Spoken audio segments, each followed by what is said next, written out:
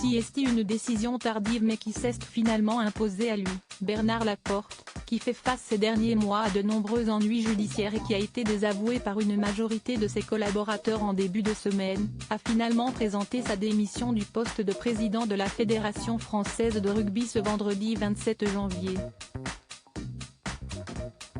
Une décision qui intervient après que Patrick Buisson, le candidat présenté par Bernard Laporte pour lui succéder, a été rejeté à la majorité par l'ensemble des dirigeants de la fédération, 51% des voix, et qui a finalement été prise ce jeudi soir, lors d'un rassemblement du bureau fédéral qui s'est largement éternisé.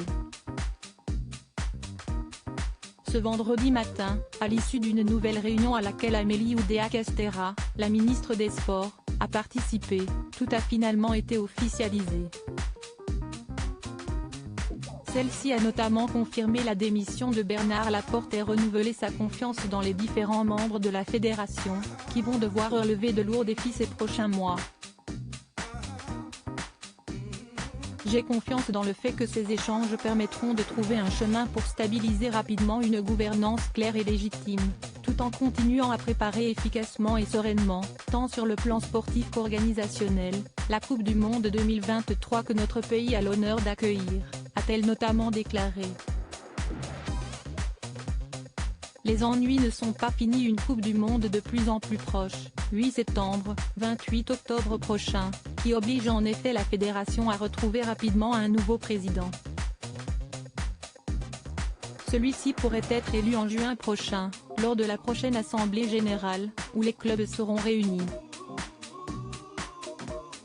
Pour le moment, en tout cas, si est un président intérimaire qui va être rapidement choisi et assurera toutes les fonctions de ce poste capital. Bernard Laporte quant à lui devrait retrouver le calme de sa famille, père de jumeaux issus d'une première union, il est désormais marié avec Manon, une avocate et femme politique. Il faut dire que ces dernières semaines ont été compliquées, jugé le 13 décembre pour prise illégale d'intérêt, abus de biens sociaux, corruption et recel d'abus de biens sociaux, il a été condamné à 2 ans de prison avec sursis, 75 000 € d'amende et 2 ans d'interdiction d'exercer toute fonction en rapport avec le rugby. S'il a fait appel de cette décision, et attend donc un nouveau procès, il a une nouvelle fois été placé en garde à vue ces derniers jours dans une affaire de fraude fiscale aggravée pour laquelle il n'a pas été mis en examen pour le moment.